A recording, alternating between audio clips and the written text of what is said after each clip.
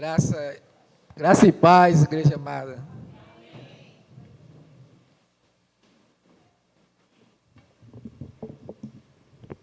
Quero fazer a leitura com vocês da palavra. Abra sua Bíblia lá em Romanos 12,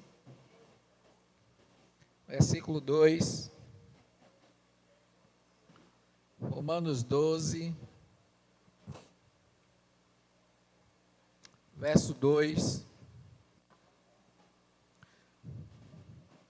Diz assim a palavra do Senhor: não se amoldem ao padrão deste mundo, mas transformem-se pela renovação da sua mente, para que sejam capazes de experimentar e comprovar a boa, agradável e perfeita vontade de Deus. Essas são as palavras do Senhor e nós damos graças a Deus por elas.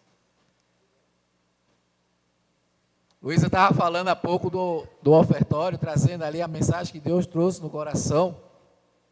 E tem um local que Deus nos trouxe há algum tempo, e a gente fica paquerando esse local, bem próximo de nós, e com mais espaço para ampliação, para ideias de muitas coisas assim, salas para crianças e para mais ações, né, com espaço para que a gente possa ter ambientes para fazer o feminino e homens de valor no mesmo dia e de uma forma que seja confortável para todas, um espaço para estacionamento, e sim, um ambiente confortável que a gente comporte alcançar mais pessoas, um local mais de visibilidade, que as pessoas possam, ao passar pela avenida, enxergar a igreja e poder vir a conhecer, que a gente pode fazer muitas ações através desse lugar.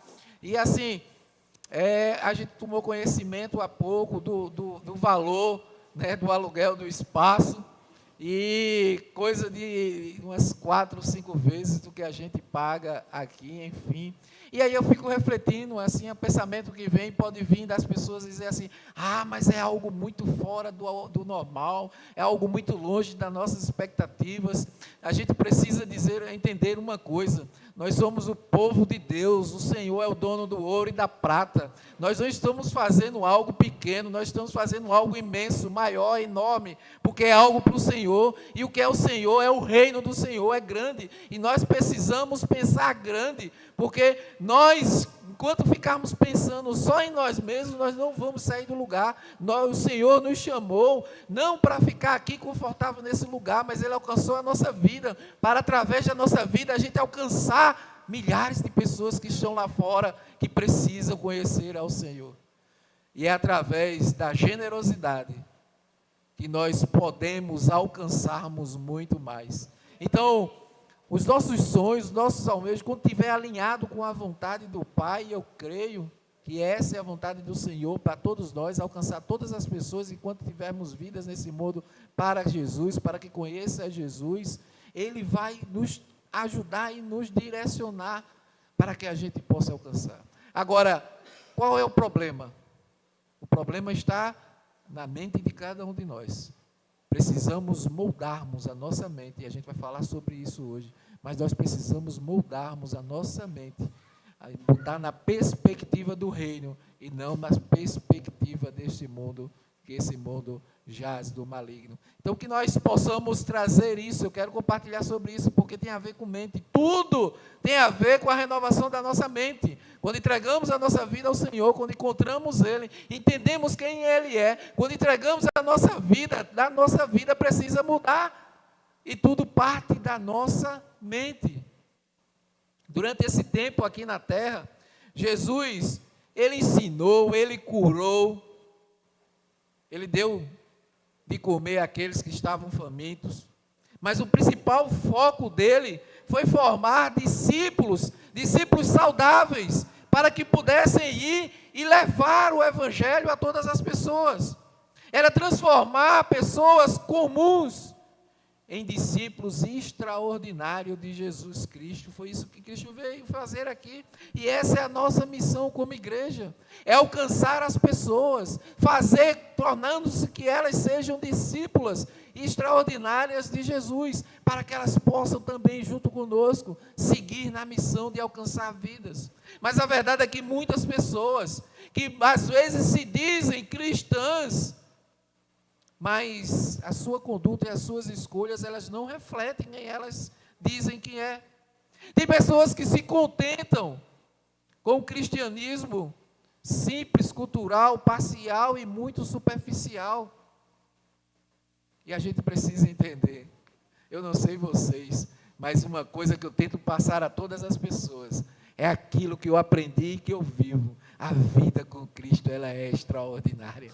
Ela é extraordinária. Ela não está livre de tribulação, ela não está livre de adversidade, ela não está livre de a gente passar perrengue, mas ela é extraordinária. Mesmo quando chega no dia de pagar os boletos lá e a gente está bem, como assim, Senhor?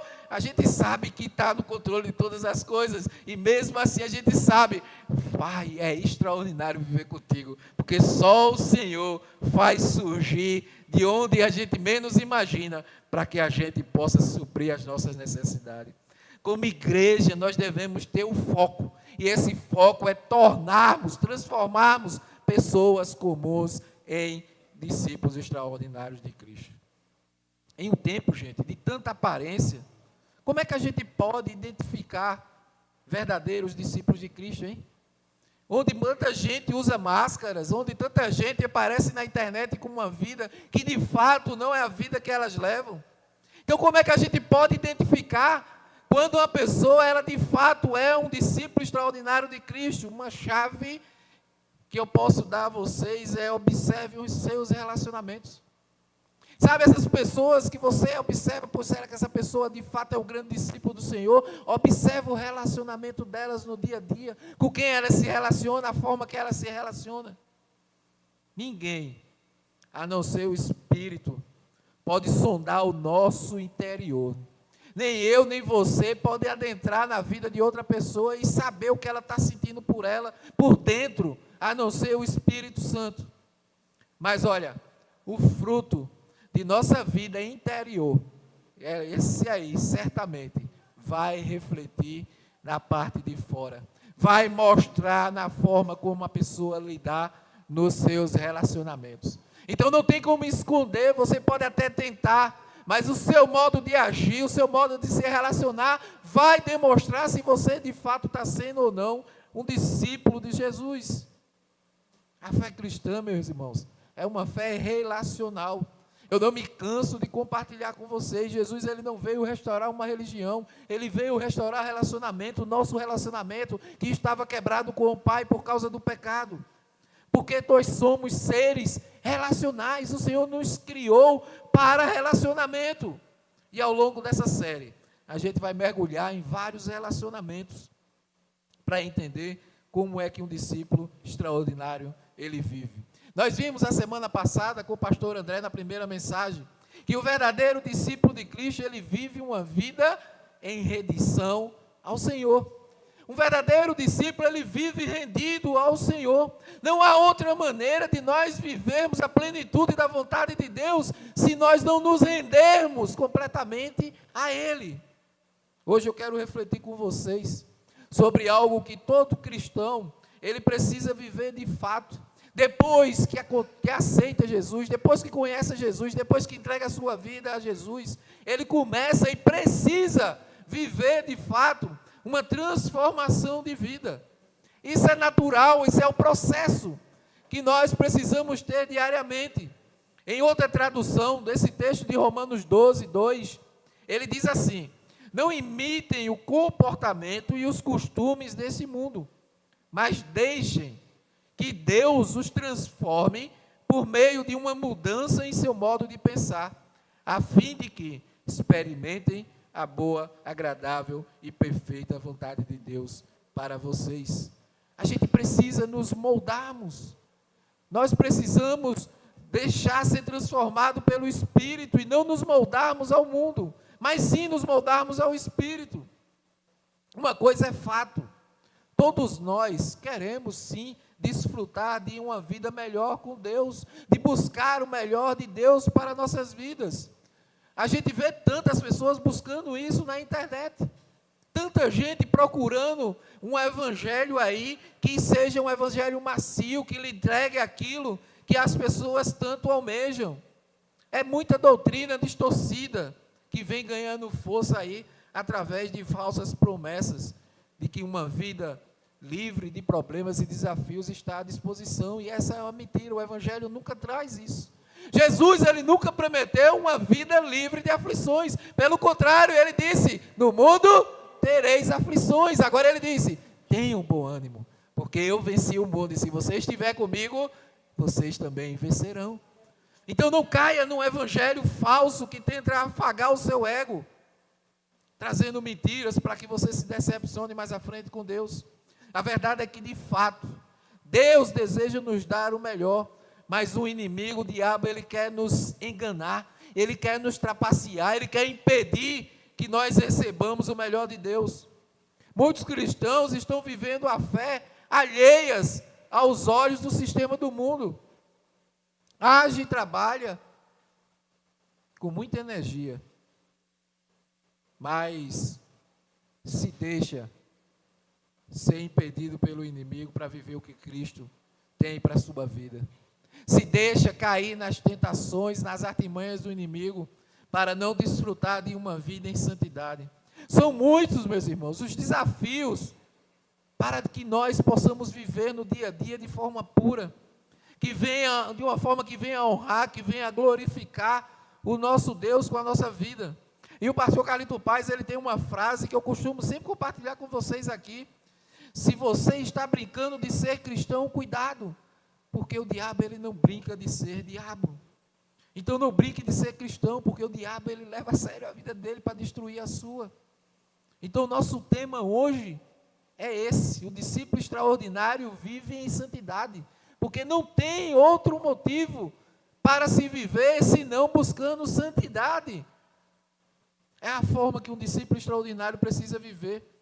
Santidade não é um estilo de vida restrito apenas a algumas pessoas que se acham mais santas do que todas as outras. Não, é uma consequência natural do nosso relacionamento intencional com Deus, no qual nós começamos a passar a rejeitar tudo que seja o padrão desse mundo e abraçamos os valores do reino em cada área da nossa vida. E por essa palavra eu quero orar com vocês. Baixe suas cabeças, vamos orar, Pai. Senhor, em nome de Jesus, obrigado por podermos estarmos reunidos aqui em Teu nome, Senhor, Te louvando, Te adorando. E agora queremos ouvir a Tua poderosa palavra, então vem ministra nos nossos corações. Ajuda-nos, Senhor, para que nós possamos estar com os pensamentos alinhados com os Teus. Vem moldando, Pai, cada dia mais os nossos pensamentos, para que eles estejam voltados para as coisas do céu, Senhor. Não nos deixe, Senhor, deixar brechas para que o inimigo entre em nossa vida e venha causar destruição, mas nos ajuda a enxergar e eliminar cada ponto, Senhor, que esteja na nossa vida nos impedirmos de ter uma vida mais alinhada com a Tua vontade. Então ministra nessa tarde aos nossos corações, para que possamos nos amoldar a Ti, e ao sairmos daquela porta, nós saímos como discípulos extraordinários, que buscam viver em santidade, Te honrando e glorificando em todos os lugares que nós estivermos. Que essas palavras de minha boca e o meditar do meu coração nesse instante sejam todos agradáveis na Tua presença, Tu que és a minha rocha, meu Redentor. Amém. Meus irmãos, é um desafio que tem se levantado nos últimos anos, muito comum, que é discípulos que até decidem acreditar em Jesus, mas que nunca de fato o seguem. Até acredita na palavra, até tem uma afeição, mas não conseguem seguir a Jesus. A semelhança do que aconteceu na parábola do semeador. Está lá em Mateus 13, versos 3 ao 8, a gente vê Jesus falando de sementes que são lançadas. Alguns recebem a palavra com alegria, mas permitem que a semente ela seja rapidamente removida do seu coração. Tem outros ainda que nunca abrem espaço para que as sementes possam entrar e se enraizarem, e então possa frutificar em boa medida. Ou seja, um exemplo prático é o cursilho. Tem pessoas que participam do cursilho e elas até encontram e gostam e se assemelham e voltam empolgados, animados, mas com pouco passar do tempo, elas permitem que as coisas do mundo voltem e roubem tudo aquilo que Deus plantou no seu coração.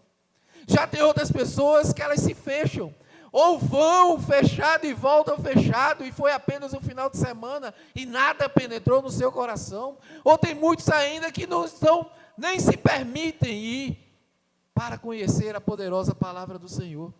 E nós precisamos tomar cuidado com isso. E algumas circunstâncias contribuem para que isso aconteça. Uma delas é o esfriamento nas convicções acerca de Cristo. As convicções já não são mais aquelas que as pessoas têm. Ensino de doutrinas fracas e confusas a respeito do Evangelho. Doutrina fraca e confusa complica a mente das pessoas e atrapalha no seu crescimento e desenvolvimento. Outra coisa também que acontece, que ajuda para que esse momento aqui das pessoas, eles cresçam, são o isolamento e o abandono do convívio da igreja.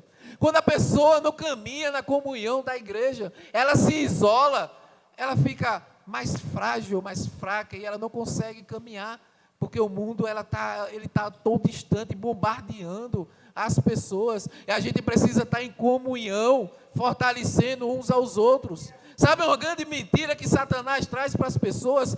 Eu sou a igreja, eu não preciso estar em comunhão. Eu não sei como é que uma pessoa pode ser cabeça, corpo, mesmo, porque a igreja somos todos nós, e cada um faz a sua parte no corpo, né? Mas tem pessoas que são super homens, super mulheres, né?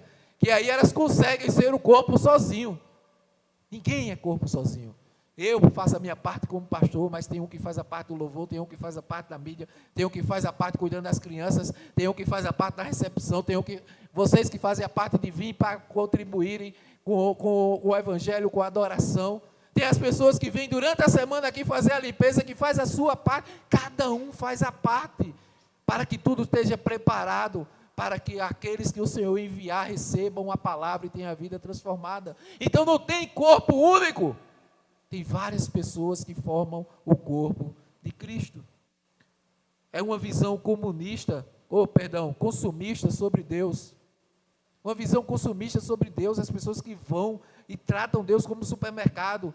Eu estou precisando do Senhor, aí logo vai lá e vai ali como se estivesse abrindo uma gaveta para tirar o Senhor. Senhor, me cura, Senhor, me dá isso, Senhor, me dá aquilo. E aí ora, e busca, e se entrega. E Deus misericordioso que é, quando Ele entrega as bênçãos, some, esquece que tinha um Deus ali o adorando, até precisar de novo e vir buscar a Deus. É uma cosmovisão relativista, tudo é relativo, depende do ponto de vista. Expectativas erradas acerca da fé e uma consequente decepção. Escândalos nas igrejas e mau testemunho também contribuem para afastar as pessoas. Cristãos que não dão bons testemunhos, pastores que de fato não fazem aquilo que o Senhor trouxe, que a gente infelizmente vê escândalos na fé, onde afasta muita gente de Cristo, porque as pessoas não olham para o pastor e não se afastam olhando que ele é um falho, ele é humano, e se ele fez algo que lhe agrada, você se afasta dele e vai buscar outra pessoa, mas não se afasta de Cristo, gente. As pessoas, quando se zangam ou quando sofrem alguma coisa, alguma ferida, as pessoas, em vez de se afastar daqueles que se feriram, ou de ir lá conversar, se conciliar, enfim, não, elas se afastam de Jesus. A gente precisa tomar cuidado com cada ponto desse, para que a gente também não se afaste do Senhor. Tudo isso compõe um verdadeiro ecossistema de frieza e infertilidade espiritual. São verdadeiros inimigos da maturidade, que não apenas se infiltram no coração, mas muitas vezes, de maneira que não percebemos, eles entram na nossa vida causando destruição. Eles precisam serem, primeiro, identificados e tratados com seriedade, senão vão abrir problemas maiores para a nossa vida. O escritor de Hebreus, ele faz uma orientação muito séria a esse respeito. Ele relembra a história e a insistência da rebeldia do povo de Israel, oferecendo o caminho de honestidade, de autoexame, de ressaltando o papel da comunidade na formação do discípulo extraordinário. Olha só, Hebreus 3, dos versículos 7 a 8 e 12 a 13, ele diz assim: por isso o Espírito Santo diz, hoje, se ouvirem sua voz, não endureça o coração, como eles fizeram na rebelião, quando se puseram à prova do deserto. Portanto, irmãos, cuidem para que nenhum de vocês tenha o coração perverso e incrédulo, que os desvie do Deus vivo. Advirtam uns aos outros, todos os dias, enquanto ainda é hoje, para que nenhum de vocês seja enganado pelo pecado e fique endurecido. Ele está nos chamando a atenção de, como igreja, nós estarmos atentos e cuidando uns dos outros para que não endureçamos o nosso coração e não deixemos a nossa mente ser moldada pelo mundo para voltarmos a uma vida de pecado. Uma das questões mais importantes da vida cristã é essa: como podemos obter o melhor de Deus em nossas vidas? Como a gente pode buscar o melhor de Deus nas nossas vidas? E aí fica uma chave e uma resposta bem simples: sendo verdadeiros discípulos de Cristo, que vivem de maneira a glorificá-lo. Se nós buscarmos uma vida de maneira a glorificar a Deus, seguindo o que Jesus nos ensinou, nós vamos estar vivendo o melhor que Deus tem para nós. Então eu quero refletir com vocês hoje nesse texto de Romanos 12, 2. É uma perspectiva espiritual. A gente precisa entender que o mundo jaz do maligno, ele tem uma cosmovisão, ele tem um alcance. E a gente precisa não deixar nos amoldar, porque ele está todo o tempo nas artimanhas dele, na cultura e nas coisas que acontecem, colocando ali partes para fazer com que a gente caia e a gente não viva aquilo que Deus tem para a nossa vida. Então nós pertencemos ao Senhor, mas ainda estamos aqui no mundo e precisamos cumprir o propósito de Deus aqui no mundo: glorificá-lo, adorá-lo e levá-lo para as pessoas que ainda não os conhecem. Então acompanhe comigo aqui. Para viver plenamente uma vida em santidade, a primeira coisa que eu e você precisa fazer é ser fiel a Deus e rejeitar as ofertas de Satanás. Precisamos ser fiel a Deus e renegar as ofertas do maligno. E você pode pensar assim: ah, pastor, não, mas eu já renego. Será? Será? Nós precisamos desenvolver uma vida de intimidade com Deus. Intimidade com Deus, tudo começa aí. Só assim a gente vai conseguir discernir espiritualmente, para que a gente possa perseverar e tomar as decisões certas nos meios de batalhas que nós enfrentamos diariamente na nossa vida. O nosso inimigo, meus irmãos, ele está ao nosso redor, esperando apenas uma brecha para ele entrar na nossa vida e causar um estrago. Não duvide disso, não baixe sua guarda, porque o que o inimigo mais quer é nos aniquilarmos, acabar com a nossa vida e acabar com a nossa família. Nós temos falado muito isso aqui na nossa série, na campanha da vitória, sobre a cobertura espiritual da nossa família. Nós temos falado muito isso aqui. João 10:10 vai nos mostrar que o ladrão vem apenas para roubar, matar e destruir. Ele vem para roubar o seu coração, matar a sua vida espiritual e destruir a sua família. É isso que ele quer. Mas Jesus, ele veio para que nós tivéssemos vidas e tivéssemos em abundância. Aleluia! E eu vivo por esse Cristo, ele vive e está a toda à sua disposição, ele caminha com você. O Santo Espírito habita em você. Por isso o apóstolo Paulo nos alerta sobre a importância de estarmos atentos a essas ações do mal e nós não nos moldarmos a ele. O texto diz assim na parte A: e não vivam conforme os padrões desse mundo. Quando nós entramos em um relacionamento, para aqueles que são casados, quem entra no relacionamento conjugal, nós estamos dispostos a aceitar os defeitos do nosso cônjuge, não é? A gente diz lá na saúde e na doença, na alegria e na pobreza, né? Aquele momento de alegria. Tem mulheres que pensam assim: não, eu estou vendo, mas quando ele casar comigo, eu mudo ele. Deixa eu trazer uma coisa, você que vai casar, não quer trazer decepção não. Mas quem já é casado sabe disso. Ô filho, que bobeira, não muda ninguém, que você não tem poder de mudar ninguém. Nem o marido tem o poder de mudar a mulher, nem a mulher tem o poder de mudar o marido. A única pessoa que consegue mudar alguém é Jesus Cristo. Por isso que nós precisamos, quando nós encontramos a nossa peça que Deus nos trouxe para nos conectarmos e ter uma vida em comum, nós precisamos nos colocar diante dele e firmar uma aliança.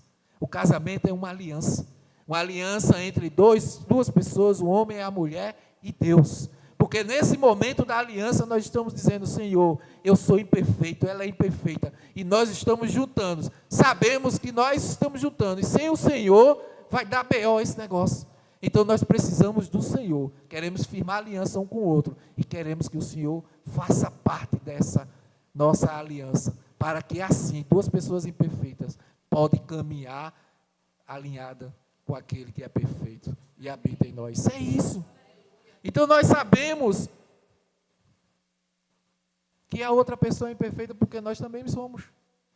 Só que aí há um limite muito importante a ser traçado nisso. Um relacionamento, ele exige fidelidade. E nós podemos aceitar defeitos um do outro.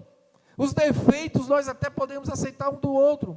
Mas a fidelidade, ela é indispensável e essencial para a saúde do relacionamento e da aliança. Fidelidade, em qualquer relacionamento, é sinônimo de transparência. Eu não tenho como ser fiel e não ser transparente, entende?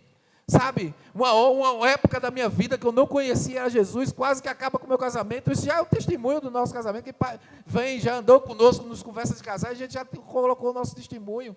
E teve uma época que meu celular ele ficava escondido, sabe? Se tivesse um cofre, ele poderia ficar dentro do cofre. Sabe, uma época que eu tinha que falar escondido, porque era muita coisa escondida que eu andava, nada da transparência. E quando eu conhecia Jesus, as camas saíram dos nossos olhos. Ele consertou aquele pau torto, ele ajustou. E aí eu comecei a entender fidelidade, transparência. Meu celular está aqui, fica em qualquer lugar da minha casa. Aliás, a minha senha do celular é a digital, né? Mas tem uma senha aqui. Porque quem não tem a digital, você pode digitar um número ali, né? E a mesma senha do meu celular é a senha do celular dela. Eu nunca tive problema, não tenho problema. Pega no meu celular, pega no seu celular, porque não existe meu celular, não existe o celular dela, existe o nosso celular. Não tem o meu dinheiro, o teu dinheiro é o nosso dinheiro, porque a dívida que acontece dentro de casa é a nossa dívida. Sabe? Não tem o meu problema e o teu problema. O problema no trabalho dela é o meu problema. Porque se ela está infeliz, eu também vou estar infeliz. Se ela está preocupada, eu também vou estar preocupado. Se eu voltar com algum perrengue, passando por alguma adversidade, ela também vai estar preocupada. Porque quando casamos, a palavra do Senhor fala que nos tornamos uma só carne. Somos um só. Não tem duas pessoas, tem uma só que é conectada e Deus vem e sela essa aliança. Se você não vive isso, busque viver isso no Senhor. Coloque diante do Senhor para passar a viver essa realidade, porque essa é a realidade do casamento que Deus criou. As outras coisas é coisas que o mundo traz. Por isso que eu digo, cuidado com a cilada do mundo. E aí o Provérbios diz, Provérbios 28:13, quem esconde os seus pecados não prospera, mas quem os confessa e os abandona, encontra misericórdia. Tem gente que não confessa, tem gente que guarda as coisas escondidas, e não sabe por que as coisas estão acontecendo na vida, né? Não sabe, mas eu não entendo o que é que está acontecendo. Filho, você está sendo sincero diante de Deus? Tem alguma coisa que tu estás em pecado, que tu estás tentando esconder? Olha, tu pode até esconder alguma coisa da tua esposa, tu pode até esconder alguma coisa do teu marido, tu pode até esconder alguma coisa de alguém, mas de Deus nada se esconde. Ele conhece até a quantidade de cabelo que tu tem na cabeça. Até Josevaldo, que não tem muito, ele sabe. Os pecados, eles precisam ser confessados e eliminados de nossa vida, para assim nós podermos desenvolver de fato uma vida fidedigna no Senhor. Esse texto, esse versículo de Romanos 12:2, afirma que Deus, Ele espera a nossa fidelidade a Ele. Quando Ele diz, não vivam conforme os padrões desse mundo, Deus está declarando que não aceita adultério. Olha, não viva como os padrões do mundo. Ele está dizendo, olha, não aceita adultério não. Comigo ou você é fiel ou você não é. Se você não é fiel, você está lá, trabalhando para as coisas do inimigo. Se nós nos rendermos a Ele, então temos que ser fiel a Ele. Ninguém forçou você a casar. Por isso que eu estou usando a analogia, né? Os casais que vieram hoje aqui estão dizendo, pô, o pastor pegou hoje. Mas Você que está aqui hoje é porque é a analogia que Cristo faz no Evangelho. O noivo e a noiva. O casamento precisa ter fidelidade, aliançado. É a mesma coisa a nossa vida com Deus, precisa estar aliançado com Ele em fidelidade. O apelo de Paulo aqui é para que a gente abandone essa cosmovisão distorcida do mundo, um conjunto de valores equivocados, que é desde a sua concepção contrária às coisas que é do reino. Por isso que a gente diz que caminhar com o Senhor contra a cultura do mundo, porque o que você faz com você, a forma que você vive para o mundo, você é um besta, você está fazendo coisas que o mundo vai dizer, que cara otário, que coisa besta é essa aí? Porque o mundo ele tem uma visão diferente. Não é apenas uma questão de fazer ou não fazer, de pode ou não pode, mas é uma resolução que precisa ser feita a partir de uma pergunta. O que é que realmente nós estamos amando? O que de fato nós estamos amando? O pastor Chip Ingram, ele faz uma versão estendida de Romanos 12:2, e ele diz assim: pare de se permitir ser moldado pelas influências e pressões do mundo presente em que vivemos. Pare de permitir que Satanás ultrapasseie, engane-o, use, lhe pregue peças, prometa-lhe vida, amor e poder por meio de sistema mundano, sedutor, que só lhe entregará decepção, derrota, depressão e lhe fará um escravo de pecado. Porque é isso que Satanás faz, bota algo bem bonito para você, mas na finalidade que ele quer é trazer para você uma vida decepcionante, uma derrota, fazer com que você esteja lá embaixo da pressão da vida e tornar você um escravo dele. Por quanto tempo nós, como seguidores de Cristo, continuaremos assimilando mentiras?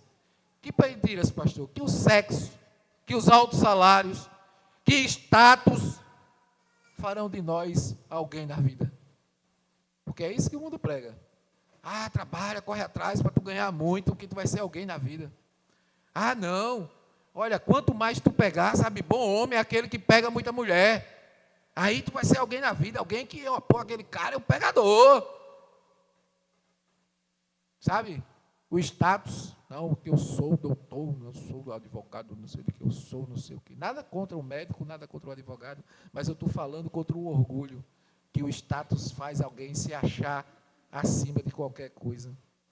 Meus irmãos, quando de fato nos tornamos verdadeiros discípulos de Jesus, pessoas que ganham fortunas, que têm status, que têm conhecimentos, que podem pegar quantas mulheres ou homens quiserem, mas elas não têm paz na vida, elas não têm amor na vida, porque elas não têm Jesus, elas não conhecem a Deus. Pode buscar. Nos momentos mais difíceis dessas pessoas, tem um vazio que elas não encontram. Buscam em coisas. Quando você conversar com alguém que tem compulsão de compras, é uma busca por um preenchimento de algo que não vão encontrar, só encontram em Jesus. E essa compulsão de compra é só um exemplo para todas as compulsões que vêm na vida. Observe as instruções que nós encontramos na primeira epístola de João. 1 João 2, 15 ao 17 diz: não amem o mundo, nem as coisas que há no mundo. Se alguém amar o mundo, o amor do Pai não está nele. Porque tudo que há no mundo, os desejos da carne, os desejos dos olhos e a soberba da vida, não procede do Pai, mas procede do mundo. Ora, o mundo passa, bem como seus desejos, mas aquele que faz a vontade de Deus, permanece para sempre. Quem já fez muita coisa errada na vida? Sabe, uma coisa, aquelas pessoas que são viciadas, que fez muita besteira, que bebia muito, sabe? Deus, o Espírito Santo vai trazer na mente agora. No outro dia, a pior coisa, não era a dor de cabeça da ressaca, era a ressaca moral, né? Poxa, quanta besteira eu fiz ontem. Quando conseguia se lembrar, quando depois outras pessoas aqui não contaram, porque você nem se lembra das besteiras que fez. A pior coisa é a ressaca da mente. E aí você fica preso por algo, moralmente, que você fez de errado. João, ele ressalta aqui 3 marcas a respeito da cultura do mundo que a gente precisa tomar cuidado. Primeiro é os desejos da carne. A nossa paixão pelo sentir e o desejo que temos pelo prazer acima de todas as coisas, que pode se manifestar de diversas formas na nossa vida. Não há nada de errado em desfrutar os desejos legítimos dados por Deus, mas quando ele se torna compulsivo, ele pode trazer a todos nós, em todo o tempo, uma destruição da nossa vida. Outra coisa que ele ressalta são os desejos dos olhos, e algo que é bem claro, né? Os olhos são as janelas da alma, né? Porque tudo primeiro vem no olhar, e aquilo vem direto para o seu pensamento, para o seu coração. É o desejo de possuir coisas de forma egoísta. Não há nada de errado no desejo em si, de você querer possuir algo. Mas se ele se tornar para você um grande problema, ele se torna um grande problema quando você busca possuí-lo acima de qualquer coisa. E o nosso relacionamento com Deus passa a ser apenas um meio para alcançar algum fim. Sabe, tem coisas que a pessoa coloca diante de Deus, sabe, eu estou buscando Deus, mas só com um objetivo, de alcançar algo para si mesmo. E aí funciona como o supermercado da fé. Depois que consegue aquilo, deixa Deus de lado e segue na sua vida egoísta. Os desejos dos olhos, com aquilo que você olha. Cuidado, homens. O homem é muito visual, a mulher é um pouco mais sentimental, mas o homem é mais visual. Então, cuidado com os seus olhos. Cuidado, mulheres, também, com as vestimentas que andam, né? Porque você não precisa de vestimenta tão curta, por mais que esteja quente, para mostrar que você é uma joia preciosa, porque você já é uma joia preciosa, porque Deus te criou para isso. Então, não precisa você estar andando de forma a mostrar algo que não deve, a não ser para o seu marido. Porque tem gente hoje que anda com roupas, literalmente, fico brincando com o negócio, não é? Poxa, amor, a pessoa está andando ali com a roupa da parte de dentro ali, está andando na rua ali. A roupa de dormir está na rua ali. É hoje que as pessoas estão assim. E as pessoas não precisam disso para poder serem valorizadas. E homens, cuidado, quando olhar, desvia o olhar, muda, começa a cantar, começa a ver outra coisa. Cuidado com os olhos. Outra coisa que a epístola nos mostra aqui é a soberba da vida. É a vontade de ser mais visto, ser mais influente, ser mais famoso, mais popular. Deus nos deu os dons, Deus nos deu talentos, Ele nos deu ferramentas legítimas para que nós pudéssemos ser pessoas que fazem a diferença. Mas sempre o fim é glorificar o seu nome e não glorificar nós mesmos. Então, cuidado com querer ser mais do que Deus. Como João disse, o que importa é que eu diminua e que ele cresça. Então, sentir, possuir, ser, entregue tudo isso a Deus. E você estará no caminho certo de uma vida em santidade. Existe algo de que você precisa se arrepender hoje e entregar definitivamente a Deus? Não deixe para amanhã. Confesse hoje mesmo, entregue diante de Deus algo que o Espírito Santo possa ter tocado em você nesse período. Confessa com o Pai, abre o teu coração e deixa o teu Pai te limpar e te renovar para uma nova vida. Em segundo lugar, para viver plenamente uma vida de santidade, revise a sua dieta espiritual. Do que é que você está se alimentando? Do que é que você tem se alimentado, espiritualmente falando? O que é que está entrando no teu espírito? Cuidado, porque nós somos bombardeados na mídia, na internet, tem trazido ali muitos cristãos, muita gente falando de muita coisa, mas que não nutre, causa uma desnutrição espiritual. O apóstolo Paulo, ele nos diz quem é que deve nos nutrir. O verso B desse versículo 2 diz: mas deixem que Deus os transforme por meio de uma mudança em seu modo de pensar. É Deus que nos molda a maneira de nós pensarmos. O pastor Chip Ingrid, que eu citei há pouco, ele é autor de um livro, Espiritualidade que Transforma.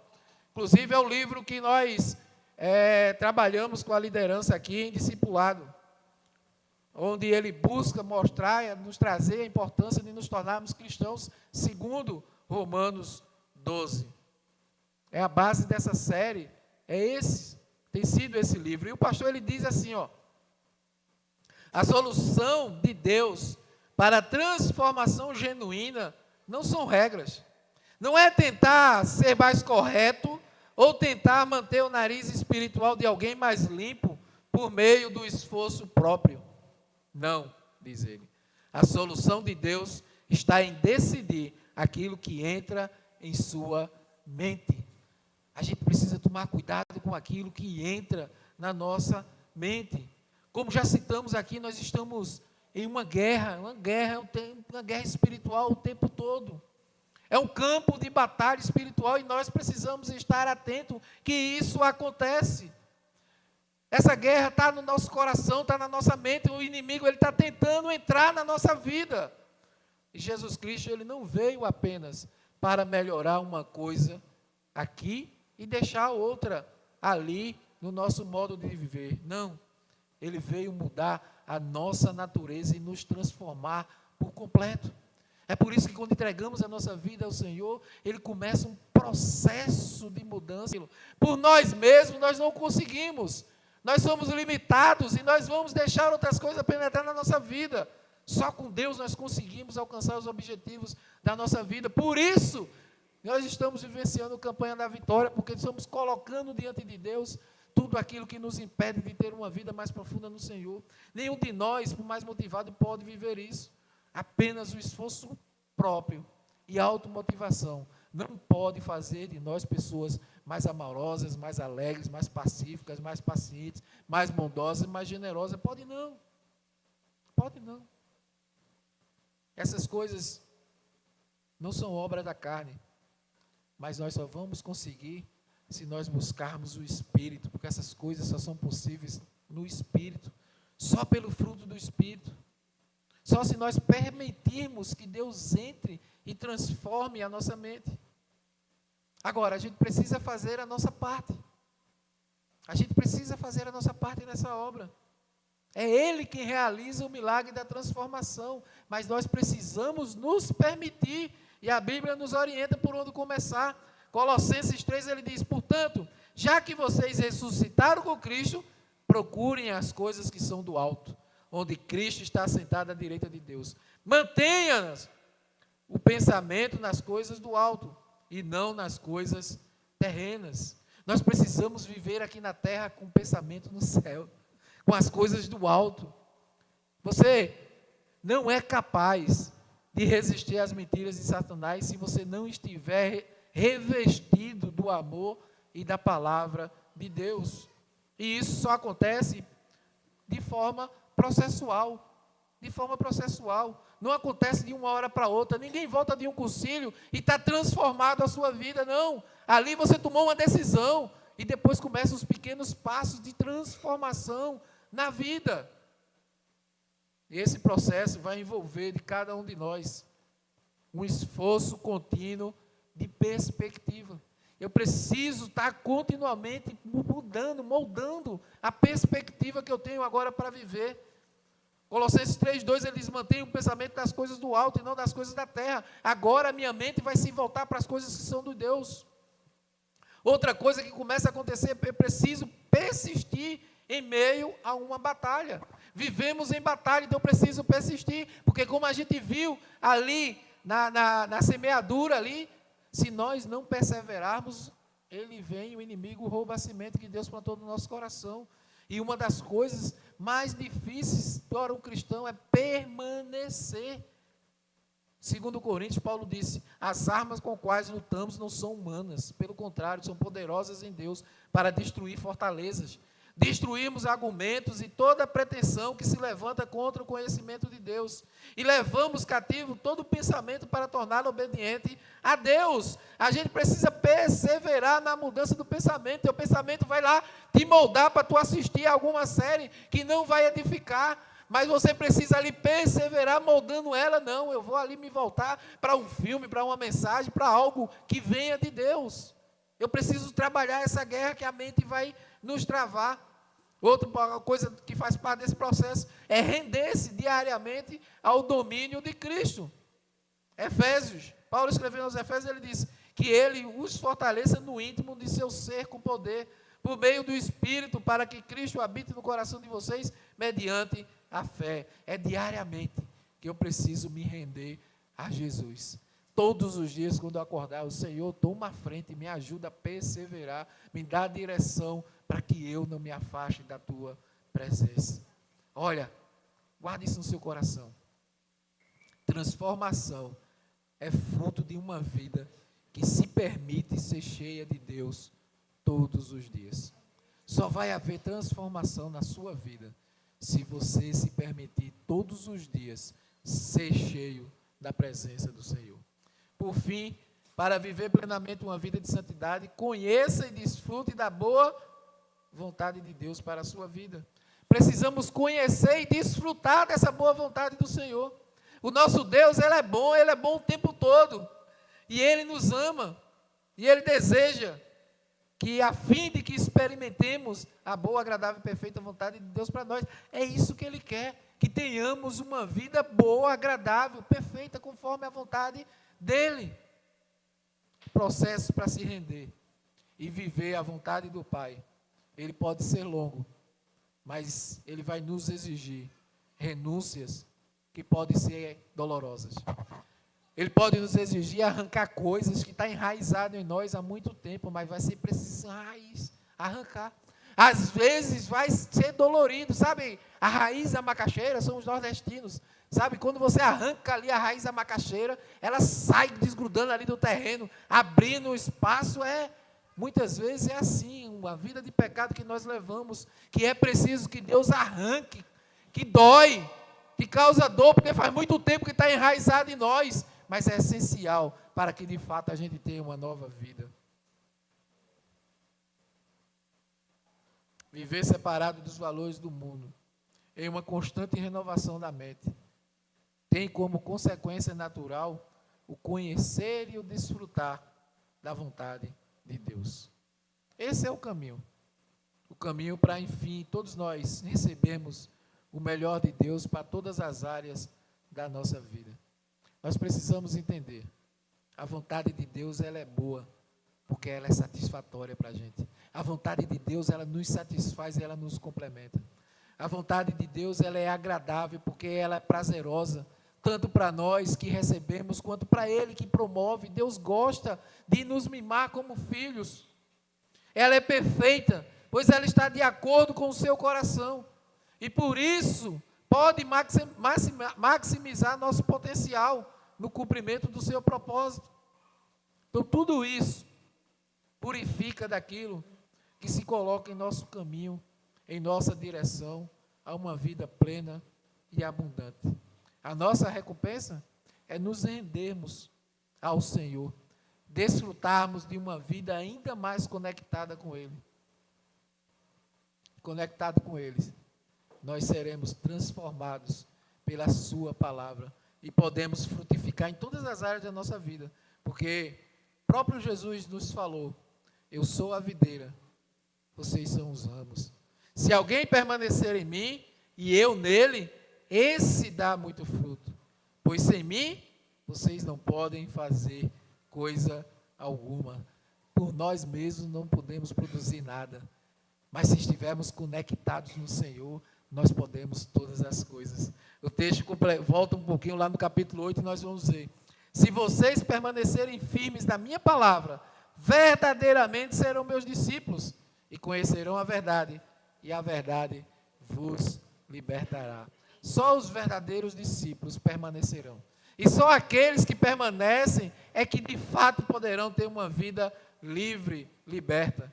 Quando dizemos sim a Deus, naturalmente estamos dizendo não para tudo aquilo que se interpõe no caminho dele. E a recompensa está nisso. A viva esperança que podemos desfrutar nessa terra. E a herança que não pode ser destruída, que nos aguarda na eternidade. É de desfrutarmos aqui nessa terra a plenitude do Senhor. E com a herança já certa de ter uma vida eterna com Ele. Portanto, meus irmãos, o verdadeiro discípulo de Cristo busca viver plenamente em santidade, Para isso ele precisa ser fiel a Deus e rejeitar as ofertas de Satanás. Ele precisa revisar a sua dieta espiritual, o que é que ele está se alimentando espiritualmente. Ele conhece e desfruta da boa vontade de Deus para a sua vida. Eu quero encerrar dizendo que a chave para uma vida em santidade está sempre em permanecer e em perseverar. Permanecer nele e perseverar na caminhada com ele. Como discípulos de Cristo, o nosso testemunho precisa carregar as evidências que somos seus seguidores e que estamos enraizados nele. Quanto mais aprendemos sobre quem ele é, mais nos tornamos semelhantes a ele. Se nós caminhamos ainda na nossa vida sem estarmos parecidos com Cristo, é porque estamos caminhando longe de Cristo. Não tem como permanecer nele e ser a mesma pessoa. Eu sou outra pessoa na minha vida, eu sou outra pessoa no meu casamento, eu sou outra pessoa na minha família, eu sou outra pessoa no meu trabalho. Eu já não ajo como o mundo age. Eu ajo como Cristo me ensinou a agir.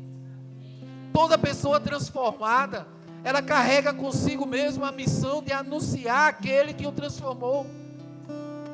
Esse processo, porém, só pode ser iniciado após uma decisão: entregar-se completamente a uma nova vida ao lado de Jesus. Em Mateus, Jesus disse: venham a mim todos vocês que estão cansados e sobrecarregados, e eu lhes darei descanso. Tomem sobre vocês o meu jugo, deixe que eu lhes ensine, pois sou manso e humilde de coração, e encontrarão descanso para as suas almas. Eu não sei se tem alguém conosco que ainda não entregou-se a esse Deus maravilhoso, mas se você não fez, é a única forma de você caminhar com o Pai, é estar conectado com Ele, como Ele sendo o Senhor da sua vida, e você vivendo como um discípulo extraordinário, que segue alinhado de cada passo que Ele dá. Não caia na tentação que o mundo traz para você, mas desfrute de uma vida íntima com o Pai. Baixe suas cabeças, vamos orar ao Senhor.